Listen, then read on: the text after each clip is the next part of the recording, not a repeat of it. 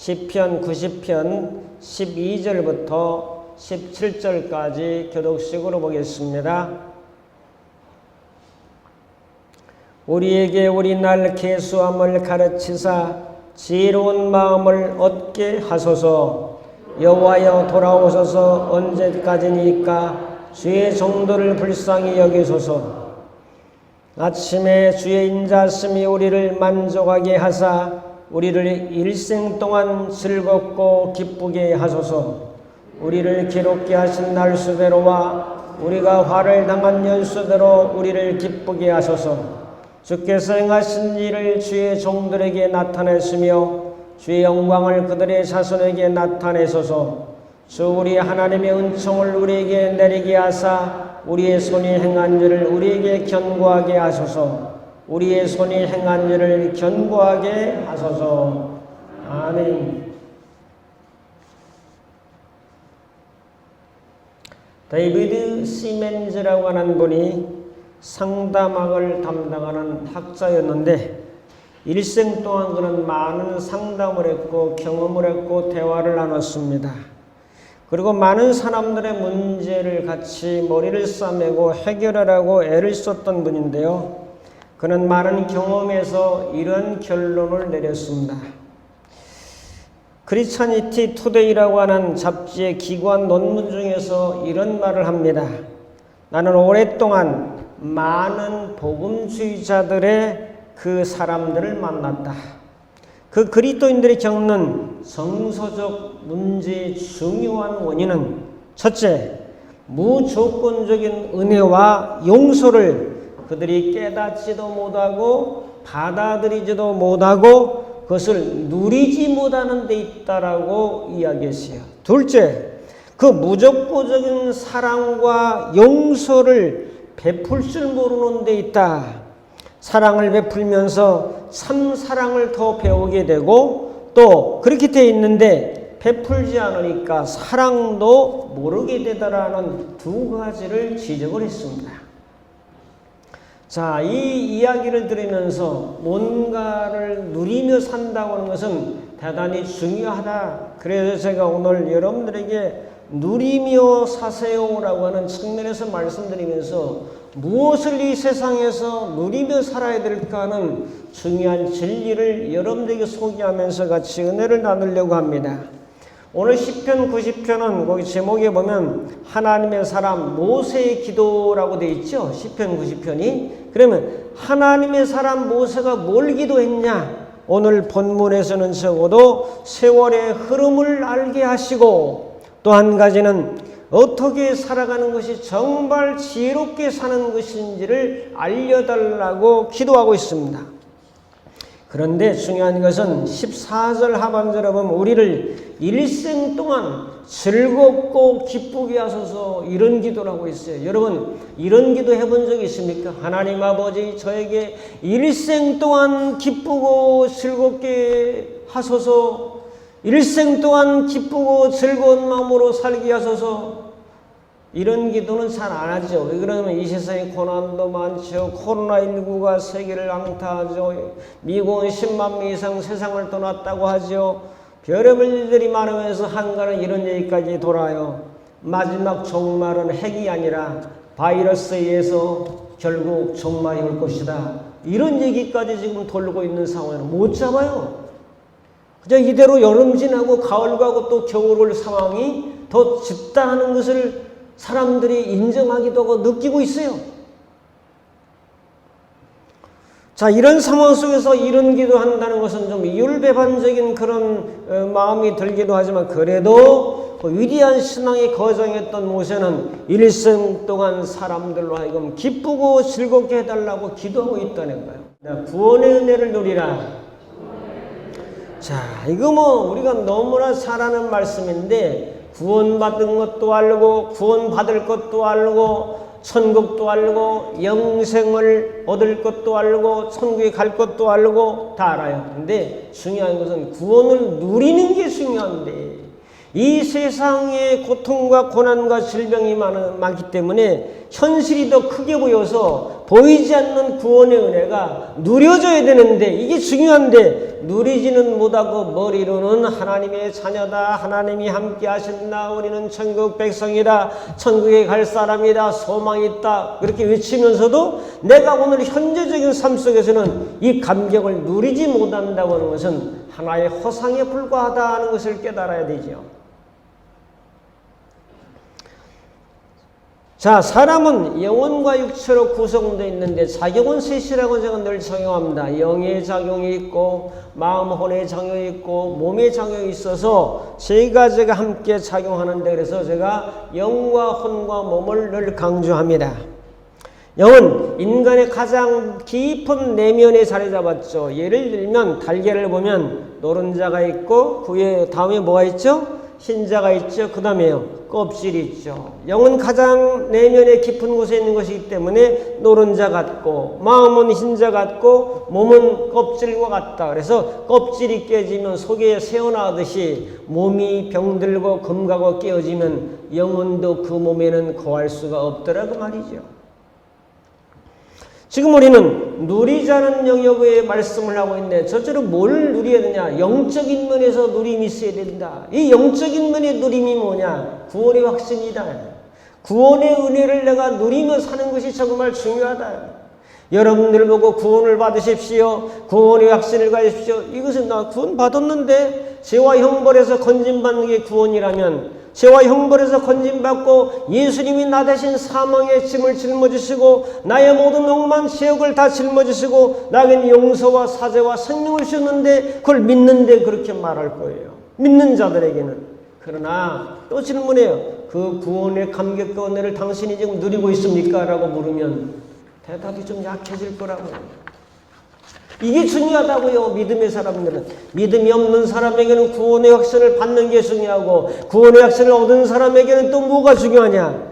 구원을 누리며 사는 것이 중요하다 하는 것을 깨달아야 되죠.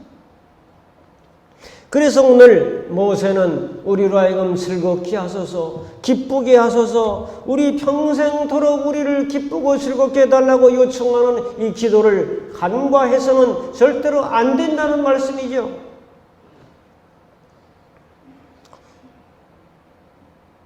로마서 6장 9절을 보겠습니다. 로마서 6장 9절 같이 읽어볼까요? 이는 그리스도께서 죽은 자 가운데서 살아나셨음에 다시 죽지 아니하시고 사망이 다시 그를 주장하지 못할 줄을 알미로다. 사망이 우리를 주관하지 못한데 우리는 죽을래야 죽을 수 없는 존재다. 영적으로 물론 말하는 것이지만은 우리는 생명이 주관하는 사람이다. 이런 확신과 믿음을 가지고 살아야 생명력이 있지 않겠냐고 말이죠. 그러므로 우리는 부활의 사람이요 생명의 사람인 줄로 믿습니다. 그렇게 믿고 살아가야 생명력이 있으며 부활의 능력과 은혜가 우리의 삶의 현재적인 상황 속에 적용되어서 이제 구원을 누리는 사람으로 살아갈 수 있다는 거죠. 자, 14절을 다시 한번 정리하면 아침에 주의 인자하심이 우리를 만족하게 하사 1번, 2번 일생 동안, 3번 즐겁고 기쁘게 하소서. 야, 일생 동안 이렇게 해달라는 기도가 이게 보통 기도입니까? 그러므로 일생 동안 만족하면서 즐겁게 기쁘게 살아가야 할 것을 우리는 깨달아 알 수 있잖아요. 구원의 감격과 은혜를 누리면서 살아가기를 축복합니다. 무언가 은혜가 부족하다고 하는 관념으로 늘 부족하고 연약하고 무능하고 무지하다는 이런 부족의 개념으로 사는 것이 아니라 무언가 은혜가 내 마음속에 있다라고 하는 풍족의 개념으로 살아가는 이 믿음과 이 생각, 인식의 전환이 필요한 때라는 거죠. 우리의 영은 강력합니다. 우리의 영은 생명이 있습니다. 우리의 영은 능력이 있습니다. 이렇게 믿고 사셔야 되는 거예요. 가장 핵심인 노른자에는 생명과 은혜와 능력과 치유와 권세가 그 속에 있다라고 하는 확신 속에 이제 영적인 자유와 누림이 있는 거죠. 여기서부터 이제 혼의 세계로 넘어가는 겁니다. 여러분, 늘 부족하고 연약하고 무능하고 무지한 존재로만 살아간다면 무슨 생산력이 나오겠어요? 뭔 기쁨이 있겠어요? 무슨 만족이 있겠어요? 오늘 예수 믿는 사람들 중에는, 많은 기독교인 중에는 늘 자기를 그렇게 비하며 살아가는 사람이 너무나 많다는 거죠. 이게 옳은 겁니까? 성경상으로 보면 옳지 않은 거라고요. 시대를 이끌어가는 빛이라고 말씀하고 있고, 너는 세상의 부패를 방지하는 소금이라고 말하고 있는데, 너희는 세상의 빛이라고 말하고 있는데, 빛이 그렇게 어둠의 그늘처럼 살아가야 되겠습니까? 20세기 최고의 부흥운동가 빌리그램 목사를 우리는 잘 압니다. 자, 여의도에서 집회했던 분입니다. 100만 명, 200만 명 놓고 전도 집회를 했던 분입니다. 이런 이야기를 했어요. 만약 사람들이 주님의 십자가를 통하여 제가 용서받았다는 감격 속에 살아간다면 세계 정신병원 환자의 90%가, 깨져가는 가정의 90%가, 부정적인 사회적 문제의 90%가 당장 해결될 것이다. 구원의 감격을 누리는 거죠. 머리로만 안다고 아는 게 아닙니다, 여러분. 실제적인 나의 전인격적으로 받아들여서 그래 그 감격을 누리며 즐겁고 기쁘게 살아가는지, 이게 또 중요한 질문이고 관건이죠.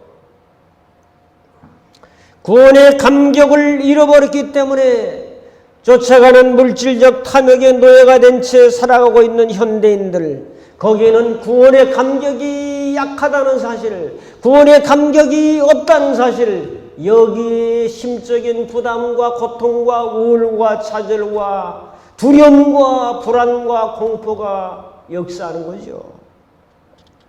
왜 직장 생활이 힘들고 고달프기만 합니까? 왜 학생들이 공부하는 게 이렇게 힘만 듭니까? 여러분, 여러분이 가지고 있는 일을 직업으로 생각하고 힘들다고 생각하면 한없이 힘든 거예요.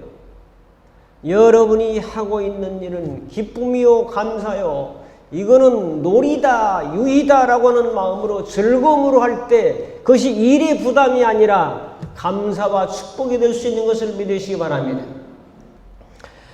남한선성에 가면 거기에 한용운 만해 문학관이 있습니다. 만해 한용운이잖아요. 님의 침묵을 쓰신, 거기에 전관장이라고 하는 분이 계신데 철학을 하는 분이에요. 향토문화 그 관장도 하시고 성남에서는 대단히 유명한 사람이고, 뭐 신구대에서 철학 강의도 수십 년 하시고, 근데 그분도 저랑 똑같은 얘기 하시더라고. 자, 근제 만나서 이런 대화를 나누고 식사도 했는데 말입니다. 사람이 자기가 하고 있는 일을 직업적으로 이걸 하기 싫은 걸 억지로 한다면 굉장한 그 부담과 고통이라는 거예요. 내가 하고 있는 이 일을 즐거움으로 삼아야죠. 제가 지금 설교하고 있는데 이 설교를 부담이나 이 약간의 스트레스나 눌림으로 한다면 이거 힘든 일입니다, 여러분. 성도 여러분, 여러분이 하고 있는 일을 즐거움으로 감당하는 우리 모두가 되기를 주의 이름으로 축복합니다. 뭘 하든지, 가사 일을 하든지 뭘 하든지 이것은 놀이야 즐거움이야. 아, 이렇게 즐겁게 지낸 또 월급도 주고 칭찬도 해주고 격려도 해주니 감사하다. 근데 일로만 생각하니까 고통스럽고 힘든 거 아니겠습니까? 마음 자세요. 사람은 생각하기 나름이에요. 어떻게 해석하는가, 이 해석하기 나름의 인생은. 성도 여러분, 나를 구하신 은혜가 헛되지 않도록 이 감격을 가지고 복음을 전하며 살아가며 구원의 감격을 누리면서 살아가는 은혜가 평생 동안 함께하기를 주님의 이름으로 축복합니다. 두 번째로 마음의 풍성함을 누리셔야 돼요. 잠언 4장 23절을 우리가 너무나 잘 압니다. 무릇 지킬 만한 거다. 뭘 지키라고요? 마음을 지키라. 마음에 뭘 지키라는 말에 도대체 이게 얼마나 어려운 이 공중의 허상적인 얘기인 줄 아세요? 마음을 어떻게 지키냐 이게. 오늘 말씀으로 마음의 풍성한 재능과 은혜와 주신 그 에너지들을 좀 누리며 살아라라고 다시 바꿔서 제가 설명합니다. 자, 우리가 이 세상 살아가는 데는 대다수 마음의 작용입니다. 마음은 지성과 감성과 의지, 행동의 결단으로 되어 있다고 말씀합니다. 자, 하나님은 인생들에게 너무나 많은 걸 주셨어요. 제가 늘 말씀하면 땅 속에는 원유 주셨죠. 석탄고도 담아 놓으셨죠. 또 물도 담아서 지하수를 뽑아 올리죠. 거기에 철도 있죠. 금도 있죠. 동도 있죠. 땅 속에 다 있어요. 자원을 다 주셨어요. 우리 인간 보고는 캐내서 개발해서 활용해서 너희들이 써라. 그러면 마음에도 다 주셨어요. 태어날 때 부모로부터 주셨고 거듭날 때 하늘로부터 신령한 것들을 주셨는데 여러분의 마음속에 하나님이 사랑도 주셨습니다. 믿으시면 아멘. 자, 평화도 주셨어요. 능력도 주셨어요. 지혜도 주셨어요. 권세도 주셨어요. 겸손도 주시고 기쁨도 주시고 친절도 주시고 재능도 주시고 웃음은 복이 와요 그랬죠. 웃음도 주셨다고요. 할 수 있는 능력도 주셨죠. 열정도 주셨죠. 어느 사모님이 저보고 참 세상에서 이렇게 열정이 많은 사람이 있나 하고 그런 농담 삼아 농담 반 진담 반 그러는데 열정이 있죠. 살아가는 열정이 제게 있죠. 그리스도인들은 그렇게 살아가야죠. 지성도 주셨죠. 좋은 감성도 주셨죠. 우리 마음에 보면 살펴보면요. 주신 게 너무 많아요. 이 정신적 세계에서. 물론 부족한 부분이 있죠. 자, 부족한 부분이 있지만은 이렇게 좋은 것을 많이 주신 것을 믿고 이것을 마음에서 꺼내다가 활용하면서 누리면서 생산하면서 창조하면서 이 손이 있다면 새로운 것을 만들면서 살아가라고 그렇게 누리라고 성경은 말씀하고 있어요. 그게 하나님 기쁘고 즐겁게 평생토록 살아가게 하옵소서 이 얘기죠. 마귀는 우리에게 하나님이 주신 거 반대되는 걸 심어줬어요. 어디다? 우리 마음에다. 뭘 심어줬나? 제가 몇 가지 써놨죠. 선악과를 따먹은 다음에 첫째, 두려움을 줬어요. 하나님이 두려워졌어요. 신이 두려워졌어요. 산에 가면 누가 제일 두려워요? 밤이 오면? 사람이 제일 두렵대요. 동물들은요 서로 두려워하지 않잖아요. 같은 종끼리는. 사람이 사람을 두려워하게 됐어요. 하나님을 두려워하게 됐어요. 죄책감이 왔어요. 내가 이것을 따먹느라는 정령 죽으리라는 죽음의 그림자에 대한 두려움들이 염습이 왔어요. 둘째, 불안이 왔어요. 불안이 오면 심장박동이 늘어납니다. 혈압이 높아갑니다. 그리고 온도 재지만은 온도도 높아갑니다. 창조주의 조물주이신 그분의 말씀을 어겼다는 불안감이 그 중압감이 오기 시작한 거예요. 셋째, 애로움이 왔어요. 여러분 둘이 함께 숨은 건 아니에요. 둘이 숨었어도 아담 혼자 숨은 거나 마찬가지예요. 그는 애로움의 한계를 느꼈어요. 자, 하와가 옆에 있어도 외로웠어요. 여러분 군중 속의 고독이라는 것처럼 여기 수십 명의 사람이 앉아있어도 외로워요. 가족이 옆에 사람 있는데 혼자 외로워요. 아빠도 외롭고 엄마도 외롭고 자식 새끼도 외롭고. 왜 그래 도대체? 마귀가 심어준 외로움을 받아들였기 때문에 그걸 인정하고 긍정하니까 그 현상이 나타나는 거예요. 에덴의 범죄에 의해 함께 했는데 외로워요.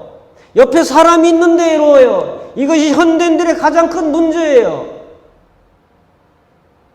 범죄에 의해 마귀가 심어준 겁니다, 여러분. 네 번째로 교만입니다. 이것을 먹는 날에는 하나님같이 되어 눈이 밝아져서 선과 악을 구별하는 지혜가 있겠다. 여러분 하나님같이 전능하게 되었다 그 얘기가 아니에요. 전능해질 수가 없지. 선과 악을 구별하는 눈이 열려서 선과 악을 구별하는데 하나님같이 되었다. 진짜 그렇게 됐어요. 이게 선인지 악인지 그러니까 두려움도 알게 되고 불안도 알게 되고 외로움도 알게 되고 고통도 알게 되고 알게 됐죠. 그래서 여러분과 저는 천국은 하나만 있는 거 일원론이에요. 이원론이 아니야. 둘을 알면 복잡해요. 선과 악을 알면 복잡해. 선만 알으면 그냥 행복이야. 두 마음을 품으니까 이게 불행이야. 어둠과 빛이 공존하니까 이게 문제가 많아. 마음속에도 사랑과 미움을 동시에 두기 때문에 이게 문제예요. 이게 누림이 없어요. 둘을 두면 절대로 누리지를 못해요. 자유와 해방이 없어요.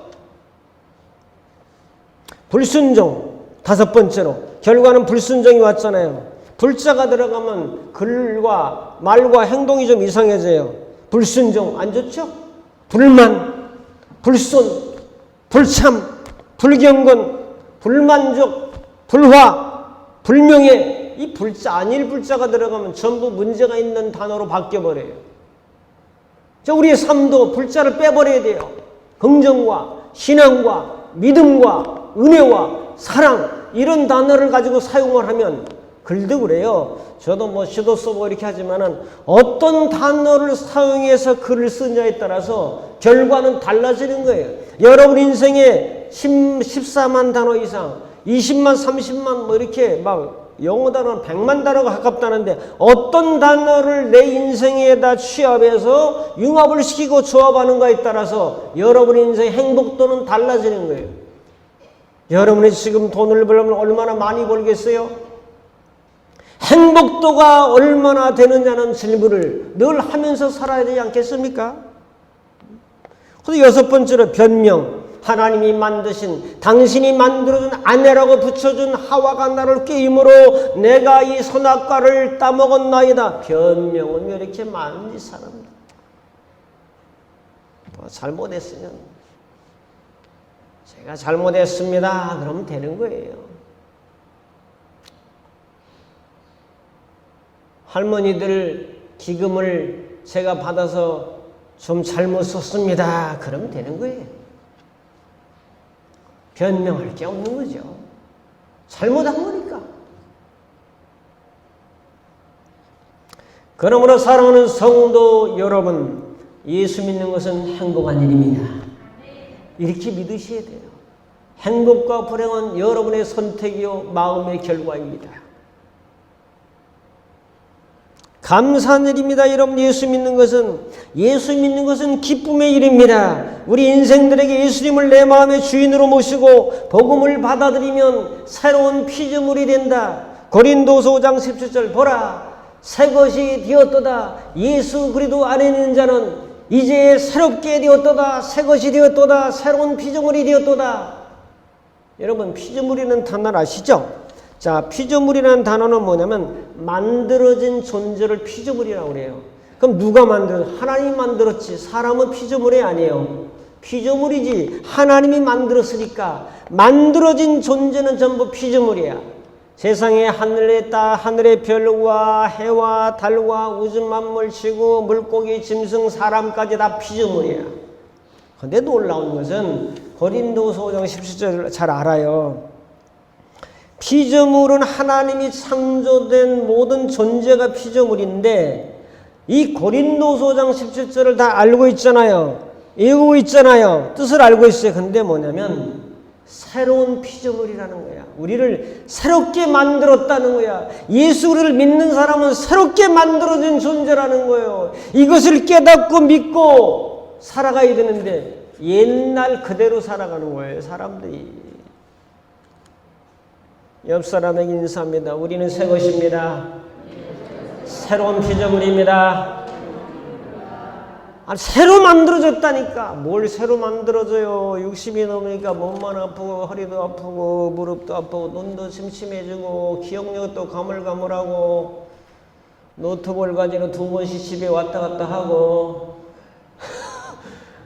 이게 뭐 새로워진 겁니까? 여러분, 영이 새로워진 거예요. 영이.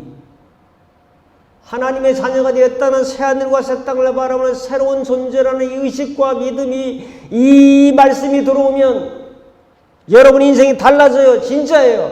여러분 흥거예요. 새 거예요. 새 거예요. 새로운 피조물이 되었다는 거예요. 새 것이 되었다는 거예요. 보라, 새 것이 되었다. 옛사람을 벗어버리고 새 사람을 입으라. 예수님이 설교할 때도 권세 있는 새 교훈이다. 우리가 갈 하늘도 새 하늘과 새 땅이다. 다 새 거예요. 예수 안에서는 새 것입니다. 흠기 아니에요.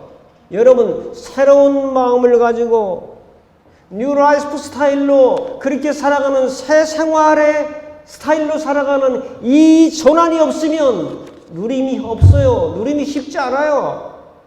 이게 어찌 한 3, 40분에 이 누림이 되겠어요. 그러나 말씀을 믿음으로 받아들이고 성령으로 받아들이면 나는 어떤 사람이다? 새로운 사람, 새로운 피조물이다. 믿으시면 아멘. 이게 돼야 되는 거예요. 이게. 저는 이 말씀을 준비하면서 얼마나 감사했는지 몰라. 이야, 내가 새 것이란 말이야, 새 것. 새 것이란 얘기를 수백 번, 수천 번 설교했는데, 오늘따라 이게 말씀이 다시 들려왔어요. 너는 새로운 피조물이야. 새롭게 만들어진 존재. 피조물은 만들어진 존재인데, 새롭게 만들어진 존재야. 근데 왜 새로운 마음을 누리지 못하고 사냐? 이건 비극이라 해.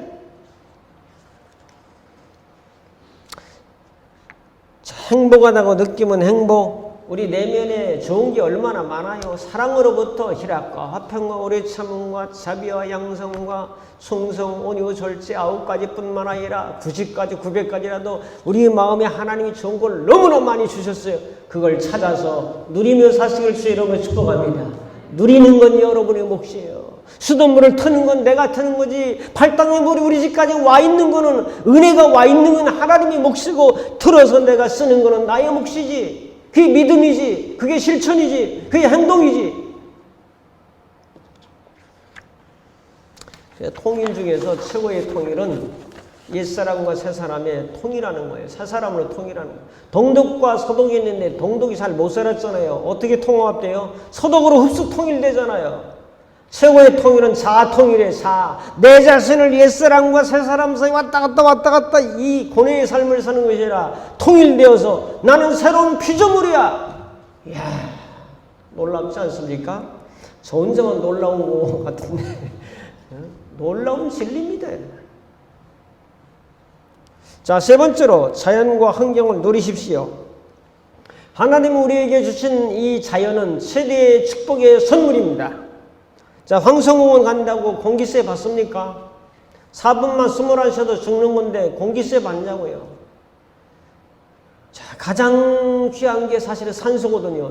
가장 귀한 건 돈을 안 받아. 수도세도 있고 가스세도 있고 전기세도 있는데 가장 귀한 4분만 섭취 안 하면 죽는 그건 돈을 안 받아.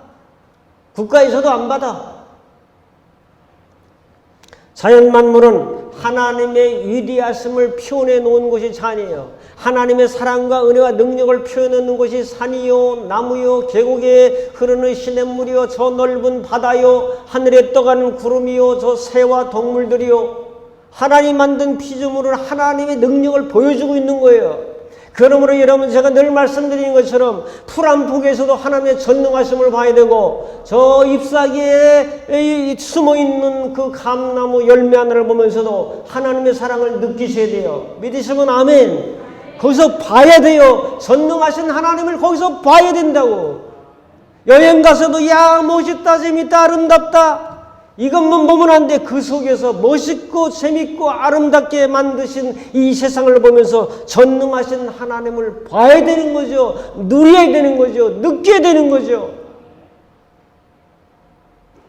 로마서 1장 20절은 제가 너무나 좋아하는 일반 은총을 얘기할 때 이걸 빼놓을 수 없는 말씀. 자, 또 한 번 보죠. 로마서 1장 20절 같이 읽어볼까요? 창세로부터 그의 보이지 아니하는 것들 곧 그의 영원하신 능력과 신성이 그가 만드신 만물에 분명히 보여 알려졌나니 그러므로 그들이 핑계하지 못할지니라. 나는 복음을 안 들었으니까, 나는 성경 말씀을 들어본 적이 없으니, 아니, 자연을 봐라. 이 자연이 저절로 생겼냐? 자, 그 자연 속에는 영원하신 능력과 신성이 그 만드신 만물에 분명히 보여 알려졌나니. 그래서 자연 속에는 하나님의 신성과 능력이 담겨져 있어요. 그걸로 봐야 돼요. 그래야 눈이 열려요. 열리면서 하나님의 전능하심과 위대하심을 그 속에 바라보면서 그것을 누리면서 감격이 오는 거예요.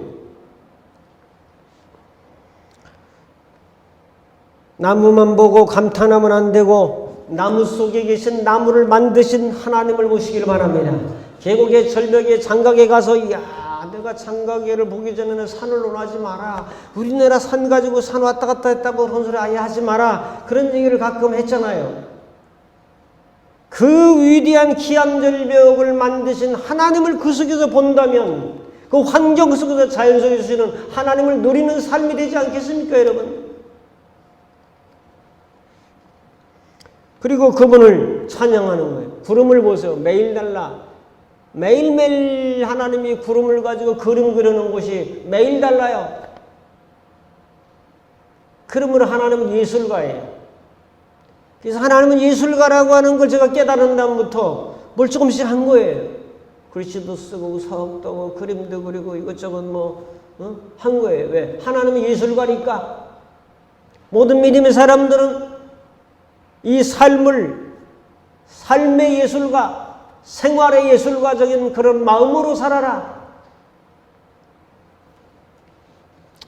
그래서 저도 일주일에 한 번 정도는 산이나 숲이나 이런 데 가서 유튜브로 이렇게 올릴 수 있도록 이렇게 찍어서 제가 해설을 해서 하나씩 지금 올리고 있어요. 여러분들에게도 하나씩 이제 조심스럽지만은 소개하려고 해요. 올려드린 것도 있어요. 네, 이 자연과 환경이 주시는 은혜를 나는 누리는 것이고, 여러분들 함께 누리는 것이고, 여러분 여행을 가더라도 누리는 것이고, 하나님이 주신 것을 누리며 살아가기를 주의 이름으로 축복합니다. 내 마음의 풍성함이나 영적인 구원의 은혜나 이 세상에 보이는 환경과 자연이나 이런 것들 누리며 산다는 것은 이거는 모세의 기도하고 통하는 기도입니다, 여러분. 자, 많은 사람들이 여행을 하는데 두 가지예요. 첫째, 하나님이 만드신 우주 만물을 보기 위해서. 둘째, 사람이 만든 문화유산을 보기 위해서. 두 가지. 가서 보는 게 잘못됐습니까? 여러분, 교회 와서는 찬송하죠? 집에 가서는 뭐 듣죠? 미스터 트롯 보잖아요. 밤에 늦게까지 미스터 트롯보다 더 재밌다고 막 여기 계신 분이 막 하는 얘기를 들었어. 전 새벽기도 와야 되니까 그거까지 못 봐. 안 봐. 가끔 유튜브로 보는데 여러분 찬양 아이고 유행가를 더 많이 들어요. 그게 잘못됐습니까? 미스터 트롯 보는 게 범죄입니까? 아니죠. 트롯 속에서도 그 가사를 보면 그 780, 7080 이런 노래들 보면은 거의 시예요, 시. 마음에 주는 어떤 감동도 있어요. 바람이라든지 이런 노래들 보면 인생을 노래한 거 아닙니까? 다 이게 나쁜 겁니까? 그렇게 생각하는 그리스도인들이 있다면 그냥 계속 찬송만 부르고 사시는데 집에 가면 TV만 틀면 그런 노래가 나오는데 그럼 세상을 떠나야지. 그래서 주신 것들을 우리는 누리며 살아가는 것이 중요하다. 시편 81편 16절 읽어드리겠습니다. 같이 읽어보겠습니다. 중요한 말입니다. 시작. 또 내가 기름진 밀을 그들에게 먹이며 반석에서 나오는 꿀로 너희를 만족하게 하리라 하셨도다.